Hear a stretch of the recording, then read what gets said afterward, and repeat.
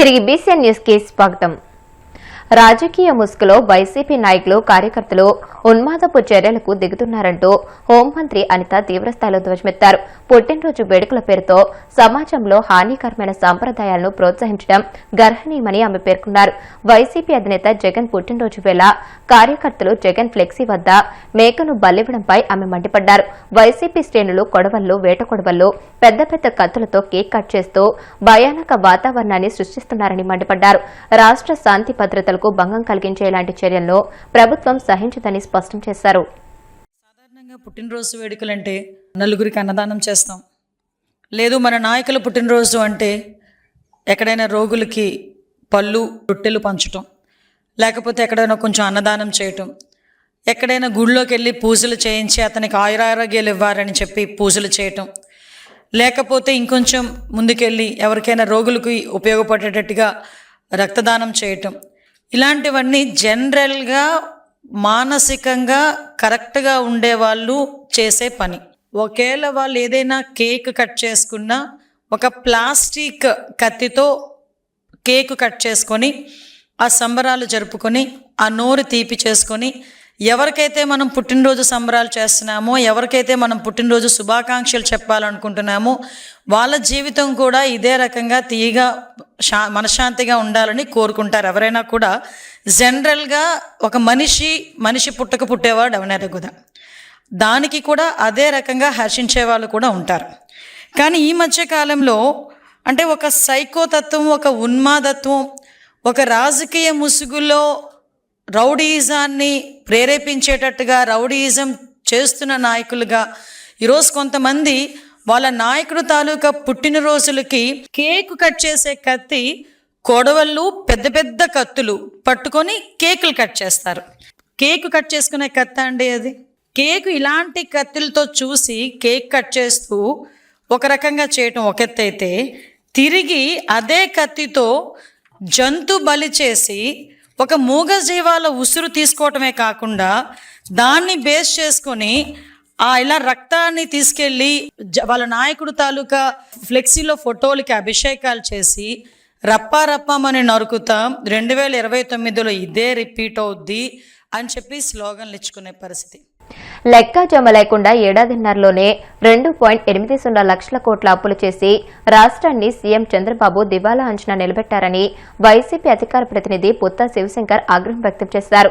తాడేపల్లిలోని వైసీపీ కేంద్ర కార్యాలయంలో ఆయన మీడియాతో మాట్లాడుతూ కూటమి అధికారంలోకి వచ్చాక ఏ ఒక్క సంక్షేమ పథకం అమలు చేయకపోయినా, రాష్ట్రంలో అభివృద్ది ఆనవాళ్లు కూడా కనిపించకపోయినా అప్పులు మాత్రం 2.80 లక్షల కోట్లకు చేరుకున్నాయని వివరించారు.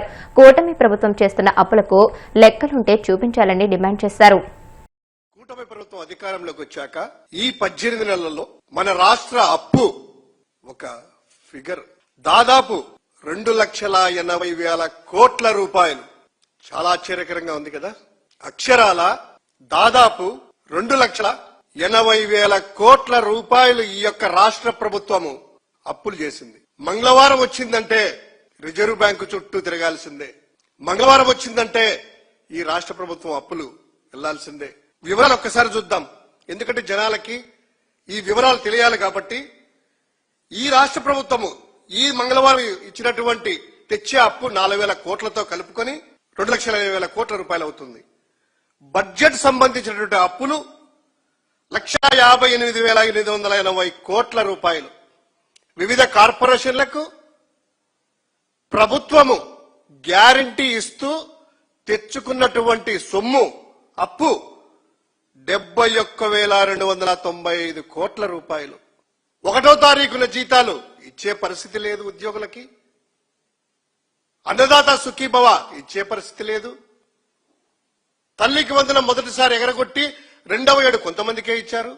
నిరుద్యోగ భృతి 3,000 రూపాయలు ఇస్తా అని చెప్పి నిరుద్యోగులకు మాటలు చెప్పి అది చేయలేదు. మహిళలకు 1,800 రూపాయలు ఇస్తా నెలకని చెప్పి దానికి సంబంధించింది కూడా లేదు. ఏమైనట్టిదంతా కూడాను. లెక్కలున్నాయా? లెక్కలు లేవు. సంక్షేమ పథకాలు ఖర్చు పెట్టారా? లేదు. బినామీ సంస్థలకు వెళ్తున్నాయా? మీ జోబుల్లో చాటుమాటుకు వెళ్తున్నాయా? మరి ఎక్కడికి పోతున్నాయి? వైసీపీ అధినేత జగన్మోహన్ రెడ్డిపై కేంద్ర మంత్రి కింజరాపు రామ్మోహన్ నాయుడు తీవ్ర ఆగ్రహం వ్యక్తం చేశారు. గతంలో తలాతోకలేని పనులతో జగన్ ప్రభుత్వం పాలనను అస్తవ్యస్తం చేసిందని విమర్శించారు. వైసీపీ హయాంలో చేసిన తప్పులను తమ ప్రభుత్వంలో సరిచేస్తున్నామని చెప్పుకొచ్చారు. జగన్ హయాంలో జల్ జీవన్ మిషన్ కార్యక్రమాన్ని కూడా నిర్వీర్యం చేశారని అన్నారు. అన్ని ప్రాంతాలను అభివృద్దిలో భాగస్వామ్యం చేస్తూ కూటమి సర్కార్ ప్రజారంజక పాలన అందిస్తుందని వ్యాఖ్యానించారు. శ్రీకాకుళంలో నిర్వహించిన దిశ కమిటీ సమావేశంలో ఆయన పాల్గొని మాట్లాడారు. ఈ దిశ సమీక్ష ద్వారా జిల్లాలో వ్యవసాయ వృద్ధి, ఉపాధి అవకాశాల సృష్టిపై ప్రత్యేక సమీక్షించామని తెలియజేశారు. కేవలం 15th ఫైనాన్స్ కమిషన్ కాదు, చంద్రబాబు నాయుడు గారు 16th ఫైనాన్స్ కమిషన్ ద్వారా రాష్ట్రానికి ఏ రకంగా ఎక్కువ నిధులు రావాలనేది అనేక సందర్భాల్లో చైర్మన్ గారిని కూడా కలిసి ఆ కమిషన్ చైర్మన్ కూడా రాష్ట్రం తాలూకా స్థితిగతులన్నీ కూడా తెలియజేసి 16th ఫైనాన్స్ కమిషన్లో కూడా ఆంధ్రప్రదేశ్ రాష్ట్రానికి మంచి వాటాతో నిధులు తీసుకొని రావాలని ఆల్రెడీ ఆ రిక్వెస్ట్ కూడా చేశాం. జల్ జీవన్ మిషన్ అనేది మన దేశ ప్రధానమంత్రి నరేంద్ర మోదీ గారు తాలూకా ప్రత్యేకమైనటువంటి కార్యక్రమం. ప్రతి ఇంటికి కూడా స్వచ్ఛమైన త్రాగునీరు అందించాలని, అలాగే ఈ కూటమి ప్రభుత్వం తాలూకా ప్రధాన లక్ష్యం, ఒక ప్రధాన హామీ ఇంటింటికి కుళాయి అనే కార్యక్రమం పెట్టుకున్నాం. ఈ రెండింటి తాలూకా అనుసంధానంతో జల్ జీవన్ మిషన్ని మరొక సంవత్సరంలోపు, అంటే వచ్చే డిసెంబర్ లోపు శ్రీకాకుళం జిల్లాలో పూర్తి స్థాయిలో కంప్లీట్ చేయాలనే లక్ష్యంతోనే ఈరోజు ఈ దిశ కమిటీ మీటింగ్లో కూడా చర్చించాం. గత ప్రభుత్వం ఉన్నప్పుడు అనేక ఇబ్బందులు జరిగాయి. జల్ జీవన్ మిషన్ ద్వారా సుమారు 13,000 కోట్ల రూపాయలు మన రాష్ట్రానికి వస్తే కొన్ని కార్యక్రమాలు అన్నీ కూడా ఏ రకంగా చేశారంటే తలుంటే తోకలేదు, తోకుంటే తలలేని విధంగా రాష్ట్రంలో జల్ జీవన్ మిషన్ తాలూకు కార్యక్రమాలు ఒక ఇంటిగ్రేటెడ్ అప్రోచ్తో చేయాల్సినటువంటివన్నీ కూడా దాన్ని పూర్తిగా నిర్వీర్యం చేసే విధంగా, అంటే ఖర్చు పెట్టినటువంటి ఒక రూపాయి కూడా ఎక్కడ ఉపయోగపడే విధంగా లేకుండా చేశారు. సో ఒక పక్కన గత ప్రభుత్వం చేసినటువంటి తప్పుల్ని అన్నింటినీ కూడా సరిచేసుకుంటూ, అలాగే ఆ టైంలో ఏవైతే మిగిలినటువంటి గ్రామాలు ఏవైతే అన్శాంక్షన్ ఉన్నాయో లేకపోతే అడ్రస్ చేయనటువంటివి ఉన్నాయో అక్కడ కూడా మళ్ళీ కొత్తగా శాంక్షన్స్ చేయించి మళ్ళీ కేంద్ర ప్రభుత్వానికి ఇది స్పష్టంగా తెలియజేస్తున్నాను. ముఖ్యమంత్రిగా చంద్రబాబు నాయుడు గారు అయ్యి మొట్టమొదటిగా ఢిల్లీ వచ్చినప్పుడు ఆ రోజే స్పష్టంగా ప్రధానమంత్రి గారికి కలిసి చెప్పడం జరిగింది. కూటమి తాలూకా ప్రధాన లక్ష్యం ఇంటింటికి కుళాయి, ఈ జల్ జీవన్ మిషన్ని మళ్ళీ ఆ జల్ జీవన్ మిషన్ ద్వారా రాష్ట్రంలో ప్రతి గ్రామానికి కూడా ప్రతి ఇంటికి కూడా మంచినీళ్ళు ఇవ్వాలనేది ఒక లక్ష్యంగా పెట్టుకొని చేశాం. చాలా శాంక్షన్స్ ని మళ్ళీ రివైవ్ చేశాం. తెలంగాణ జాగృతి అధ్యక్షురాలు ఎమ్మెల్సీ కల్వకుంట్ల కవిత మరోసారి సంచలన వ్యాఖ్యలు చేశారు. ప్రభుత్వం కాళేశ్వరం ప్రాజెక్టుపై చూపిన శ్రద్ధను పాలమూరు రంగారెడ్డి ప్రాజెక్టుపై చూపలేదని, కాళేశ్వరం తరహాలో ఈ ప్రాజెక్టు పనులను పరుగులు పెట్టించలేదని ఆరోపించారు. ఈ కారణంగానే కృష్ణా జిల్లాలో 90 టీఎంసీల నీటి వాటాపై హక్కును పొందలేకపోయామని అన్నారు. నిర్దేశించిన కాలంలో పాలమూరు రంగారెడ్డి ప్రాజెక్టును పూర్తి చేసి ఉంటే ఖచ్చితంగా తెలంగాణకు 90 టీఎంసీల నీటి వాటా దక్కేదని తెలియజేశారు. ఈ విషయంలో బీఆర్ఎస్, కాంగ్రెస్ ప్రభుత్వాలు రెండూ విఫలమయ్యాయని అన్నారు. 10 ఏళ్ల బీఆర్ఎస్ పాలనలో పాలమూరు జిల్లాకు కృష్ణా జలాల వినియోగంలో జరిగిన అన్యాయం కాంగ్రెస్ పాలనలోనూ కొనసాగుతుందని ధ్వజమెత్తారు. ఉమ్మడి మహబూబ్ నగర్ జిల్లాకు కృష్ణా జలాలను తరలించడానికి పెద్ద ఎత్తున తలపెట్టినటువంటి మరి Palamuru Rangareddy lift irrigation scheme, దాని పక్కనే కల్వకుర్తి లిఫ్ట్ ఇరిగేషన్ స్కీమ్ ఉంటాయి. ఆ రెండు కూడా పరిశీలించడానికి రావడం జరిగింది. పాలమూరు రంగారెడ్డికి మొట్టమొదటి పంప్ హౌస్ అయినటువంటి ఏలూరు పంప్ హౌస్ కూడా చాలా దగ్గరలో కంటికి కనపడేంత దూరంలో ఉంటుంది. ఆ Eluru pump house original design ప్రకారం ఒక 500 మీటర్స్ అప్రోచ్ ఛానల్ ఉండి మన 50 మీటర్స్ వెడుతుతో ఉండేటటువంటి దాన్ని కుదించి 20 మీటర్స్ విడితే అప్రోచ్ కెనాల్ చేసి దాన్ని కూడా లెంత్ కూడా తగ్గించడం జరిగింది. అది అంతకుముందు ఓపెన్ ఎండ్ పంప్ హౌస్ ఉండే, దాన్ని కంప్లీట్గా under ground close ended pump house చేసిండ్రు. ఇవన్నీ చేస్తుంటే మరి ఎవరన్నా ప్రైస్ తగ్గుతుందేమో, ఎక్కువ నీళ్లు తీసుకోవచ్చేమో అనుకుంటారు. కాకపోతే శ్రీశైలంలో ఎత్తు పెంచడం ద్వారా మనకు నీళ్లు ఫుల్ ఉంటేనే తీసుకునేటటువంటి పరిస్థితి ఒకటి ఉంటుంది. 2 అప్రోచ్ ఛానల్ విడుతు తగ్గించి దాన్ని కుదించడంతో తక్కువ నీళ్ళు వచ్చేటటువంటి ఆస్కారం ఉంటుంది.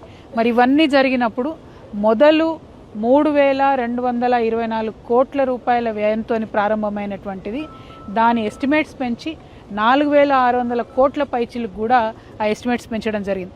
అంటే అంత పెద్ద ఎత్తున డబ్బు పెరిగింది, నీళ్ళ డ్రాయింగ్ కెపాసిటీ తగ్గింది.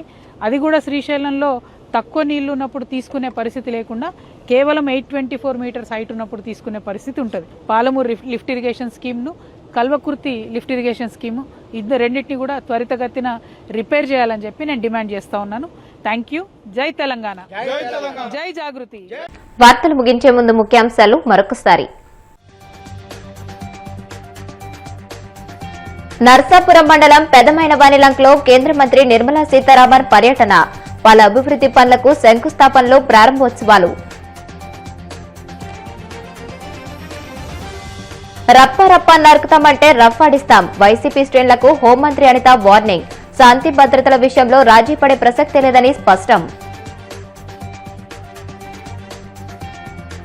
కూటమి ప్రభుత్వం చేస్తున్న అప్పులకు లెక్కలుంటే చూపించాలి, వైసీపీ అధికార ప్రతినిధి పుత్తా శివశంకర్ డిమాండ్. కాళేశ్వరం ప్రాజెక్టుపై చూపిన శ్రద్ధను పాలమూరు రంగారెడ్డి ప్రాజెక్టుపై చూపలేదు, తెలంగాణ జాగృతి అధ్యక్షురాలు కవిత సంచలన వ్యాఖ్యలు. ఈ వార్తలు ఇంతటితో సమాప్తం. మరిన్ని వార్తల కోసం BCN digital YouTube channel, Facebook page ని ఫాలో అవ్వండి. అప్డేటెడ్ వార్తల కోసం ప్లీజ్ సబ్స్క్రైబ్.